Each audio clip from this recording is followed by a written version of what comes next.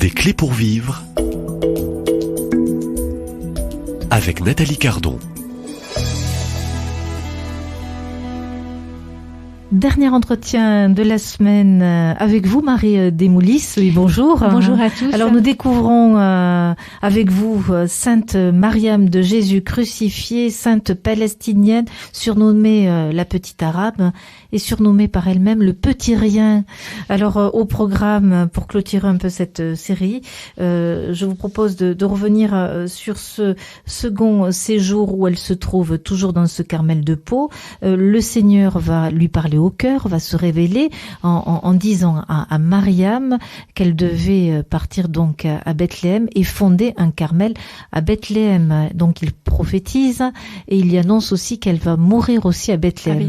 Alors on vous écoute dans la suite de ce grand voyage terrestre de la petite Mariam. C'est ça. Après cet échec en Inde, elle sera très heureuse de retrouver sa maison à Pau. Où elle vit que des grâces. Elle vit que des grâces, voilà.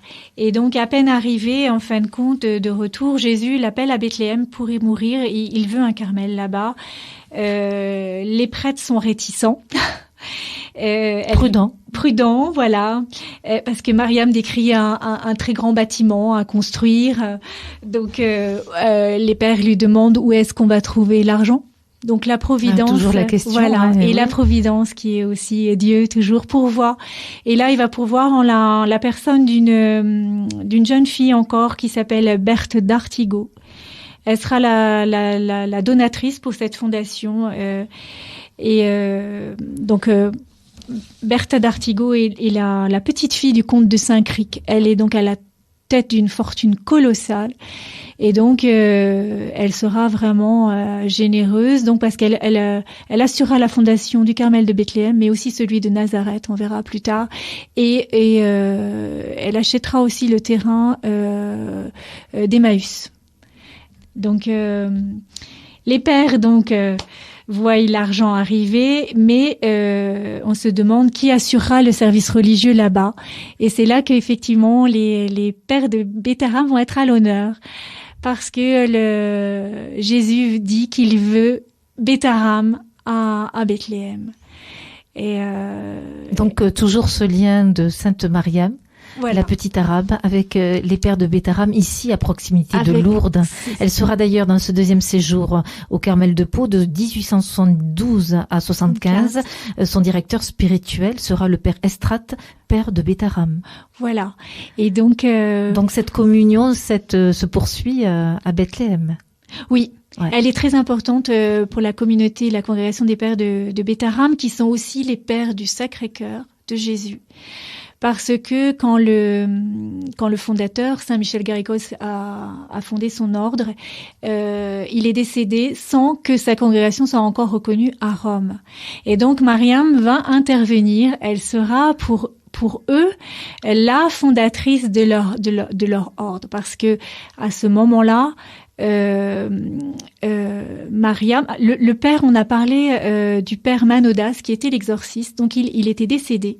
Exorciste du diocèse de Bayonne. Du diocèse de Bayonne. Il va apparaître à Mariam et lui dire encore une fois, et lui dire que c'est maintenant que la congrégation doit envoyer des pères de Bétharam à Rome et que leur congrégation sera approuvée. Sans difficulté, que tous les circonstances vont être aménagées quelque part pour que ça se fasse. Et effectivement, donc le pape de l'époque, Pie IX, va donner son approbation. Donc les pères de Bétharam deviendront les aumôniers des carmélites de Bethléem. Donc ils seront toujours liés. Encore aujourd'hui. Les pères de Bétharam avec le Carmel de Pau. Alors ce Carmel de Pau, expliquez-nous, et c'est un peu l'objet de ce dernier entretien, Marie Desmoulis. Il faut aider à sauver ce Carmel. Donc c'est l'ancien Carmel de Pau qui risque d'être vendu en grande partie car les pères de Bétharam n'ont pas les moyens financiers pour réhabiliter les bâtiments et rénover la chapelle. Donc ce n'est plus ni moins un appel aux dons que vous lancez aujourd'hui. Oui, parce que je crois que ce lieu est béni, qu'il appartient à Dieu, que lieu de grâce, un lieu grâce de grâce sur grâce, voilà, avec Sainte Mariam. Avec Sainte Mariam, Et parce que le Seigneur a choisi donc d'emmener sa petite Palestinienne, sa petite sœur en France, à Pau. Et là, on est touché parce que c'est vrai que moi qui habite Pau, je me dis pourquoi a-t-il choisi Pau pour Mariam? Et là, je crois qu'on rejoint le cœur de Dieu qui a donné, qui rejoint la fille aînée de l'Église, là, la France. Jésus a placé son cœur en France. Et donc, c'est très intéressant parce qu'à la mort de Mariam, justement, la carmélite voudra que son cœur revienne à Pau. Donc, il y a eu un reliquaire avec le cœur de Mariam transverbéré, donc à Pau.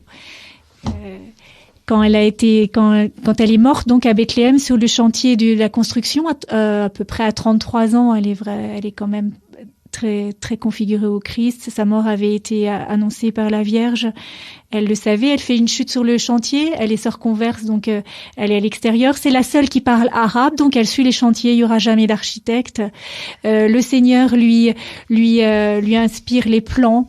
Elle suit de près le chantier. C'est assez incroyable. Et donc tout est incroyable dans la vie de Mariam que vous décrivez. Complètement. Moi, je suis toujours émue quand j'en parle. Et donc ce cœur reviendra à Pau, dans la maison paternelle. Et pour moi, c'est vraiment un signe que Jésus a placé la France. C'est toujours la fille aînée de l'Église.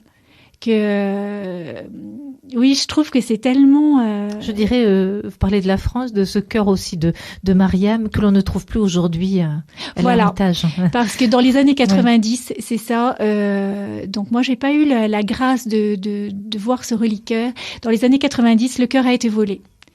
Donc j'ai été au début je le savais pas, quand je l'ai découvert j'ai été extrêmement émue. Donc toujours pas retrouvé. Ça fait penser à Jeanne d'Arc parce qu'on nous dit on nous raconte l'histoire que c'est quelqu'un qui donc est venu voler le cœur et l'aurait jeté dans le Gave.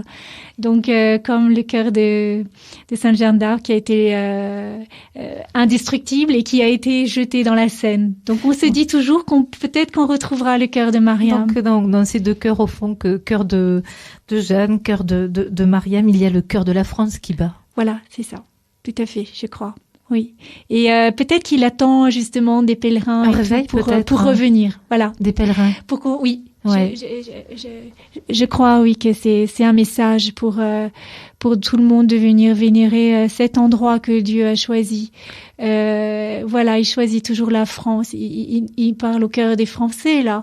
Et je pense que ce serait, même si les difficultés financières sont là, moi, je vois dans la vie de Maria la providence qui pourvoit. Oui, exactement. Et je crois que cet appel... Avec de grands donateurs. Voilà. La générosité, on fait appel à la générosité pour garder ce lieu, qui est un lieu unique. Alors bon, je vais dire la somme, il faut quand même, ce n'est pas rien puisqu'il faudrait trouver 3 à 4 millions d'euros. Oui, voilà. Donc tout tient au miracle et à la providence de grands donateurs. C'est ça. Les bâtiments ne sont plus aux normes et avant le lieu vivait encore parce qu'il y avait un foyer d'étudiants qui faisait des rentrées d'argent. Aujourd'hui, il n'y a plus aucune rentrée d'argent. Donc c'est vrai que les pères de Bétharram n'ont pas les moyens, hein, je veux dire. Donc si Mariam touche votre cœur, voilà, si vous venez la visiter, je pense qu'elle fera beaucoup de grâce dans votre vie. Marie Desmoulins, désolée, c'est la fin de cette série et de cette émission du jour. Merci. Alors on peut, si certains d'entre vous sentaient l'appel à participer pour se sauver le Carmel de Pau, vous pouvez contacter le père Hervé Kouamé, qui est supérieur des pères de Bétharram, en appelant au 07 84 64 15 50, le 07 84 64 15 50, et c'est un appel à la providence et aux donateurs. Voilà, merci beaucoup, j'espère que j'aurai donné envie, en tout cas, voilà, à tous ceux qui nous écoutent, de la lire ou effectivement, de pouvoir faire ce pèlerinage jusqu'à... De la prier. De la prier, oui, de la prier et de venir découvrir ce lieu. Donc un lieu de passage pour l'été. Voilà. Lourde betterave et peau. Exactement. Merci Marie de Molis. Je vous remercie beaucoup. Au revoir.